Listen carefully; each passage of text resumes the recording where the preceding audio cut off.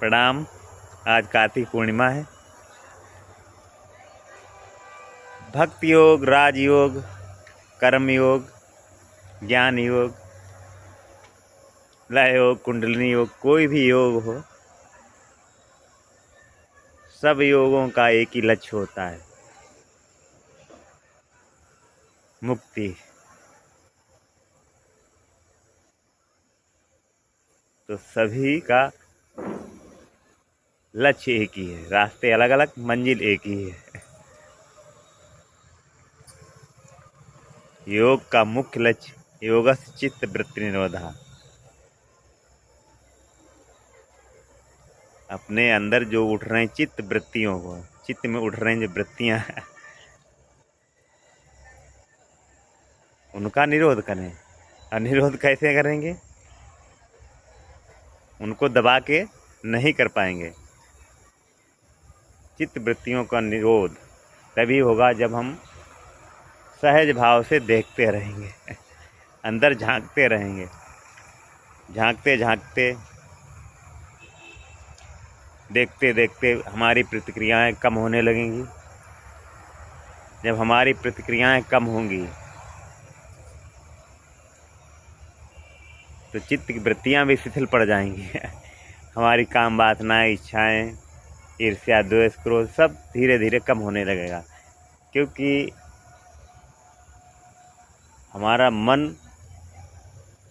सब इन पर प्रतिक्रियाएं चाहता है। जब वो समझ जाए कि इससे शरीर पर कोई प्रतिक्रिया हो ही नहीं रही है, तो धीरे धीरे चित्त वृत्तियां कमज़ोर हो जाएंगी और उनसे मुक्त होने लगेंगे। हम मुक्त हो जाएंगे तो अद्भुत आनंद आएगा। तो कोई भी योग अपनाकर मुक्त हो सकते हैं। पतंजलि योग सूत्र,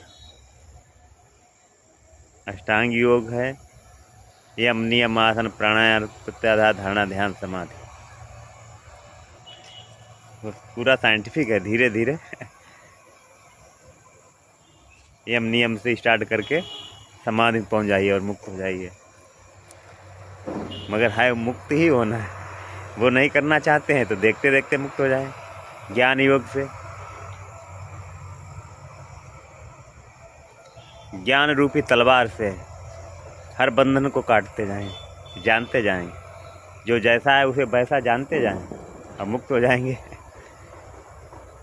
कोई कार्य कर रहे हैं तो देखें कि उसमें कहाँ बंधन है, कहाँ पे हमारी आवश्यकता है।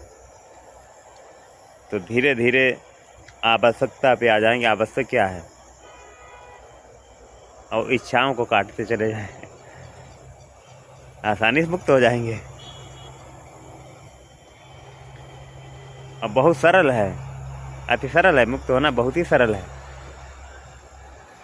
मगर हमें लोगों ने इसे अति दुर्बल बना दिया है। ईमानदारी से एक ही शब्द अपने जीवन में अमल लाएं तो मुक्त हो जाएंगे। ईमानदारी से कोई एक शब्द अपना लें, हम पूर्ण ही हैं, यही अपना लें तो हम पूर्ण ही हैं। तो कुछ अधूरा तो है ही नहीं।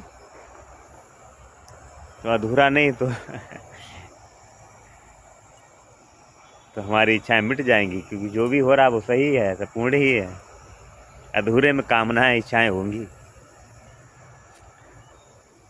पूर्ण में कोई इच्छा ही नहीं। जो है वो पूर्ण है, तो इच्छा किस चीज़ की है?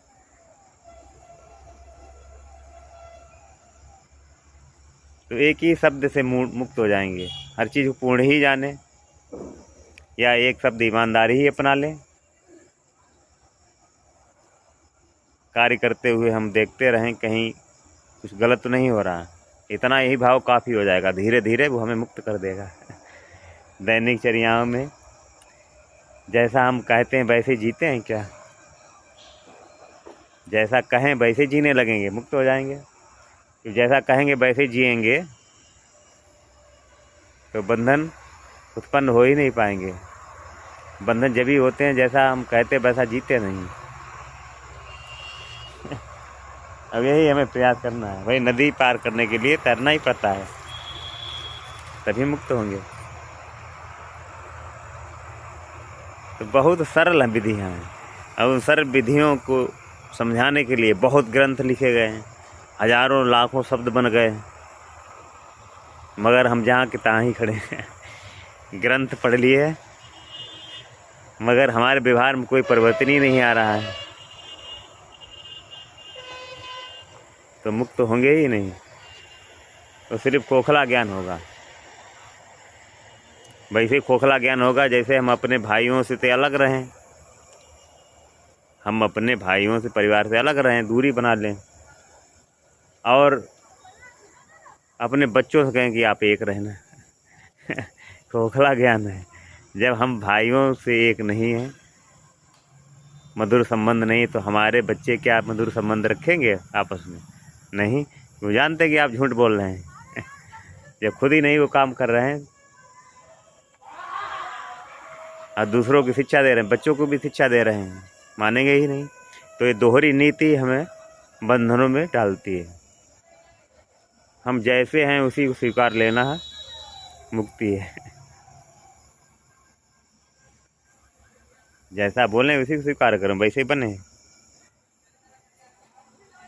तो जितना हम अपने आप को प्रदर्शित करेंगे, अहम भाव लाएंगे, उतने बंधनों में फंसते चले जाएंगे। और बंधनों में फंसने से उसी प्रकार हम अपने आप को अधूरा समझेंगे, जैसे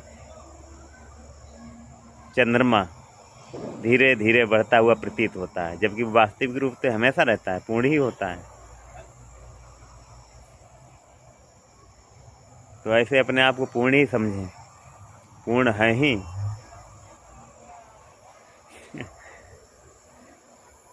तो एक ही शब्द काफ़ी है,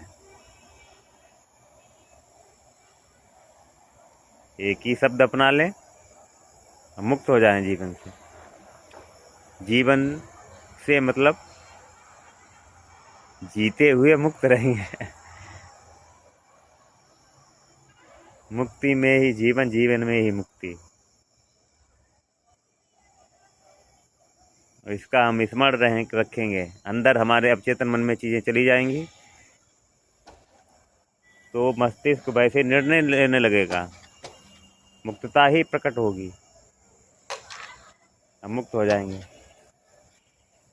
तो नमस्कार, आज इतने ही।